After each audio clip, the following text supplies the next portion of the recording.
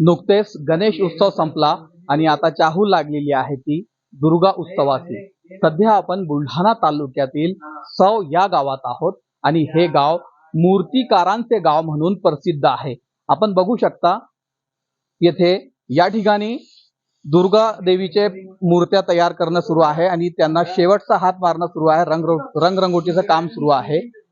या ठिकाणी बुलढाणा जिल्हाच नव्हे तर पर जिल्ह्यातून सुद्धा मूर्ती घेणारे येतात आणि मूर्त्या घेऊन जातात।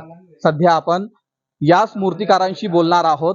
माझ्यासोबत एक मूर्तिकार आहे, त्यांच्याशी आपण बोलू। भाऊ, टाइम्स नाऊ मराठीमध्ये आपले स्वागत आहे। आपलं नाव? गजानन हरिचंद पेंढारकर। यावर्षी दुर्गा उत्सवाचा जे सीझन आहे तुमचा मूर्तिकारांचा, एकंदरीत तो कसा आहे? एकंदरीत सांगायचं तात्पर्य म्हणजे गणपती चांगला झालाय, पण दुर्गा देवी थोडं मंदावले। आणि यावर्षी दुर्गा देवीचे जे रेट आहे, मूर्तीचे जे रेट आहे, त्याच्यात काही तफावत आहे का मागच्या वर्षी आणि या वर्षी त्या तुलनेत काय फरक आहे? रेट तर कच्चा माल तर समजा वाढलेला आहे, पण रेट मध्ये म्हणजे गिराईकच मंदावलेला असल्यामुळे रेट तर काही वाढलेच नाही। ग्राहक का मंदावलेले आहे, नेमका कारण काय आहे? पाणी पाऊस वातावरण। या वर्षी बुलढाणा जिल्ह्यात पाहिजे तसा पाऊस पडलेला नाही, त्यामुळे मूर्तिकारांवर सुद्धा संकट आलेले आहेत।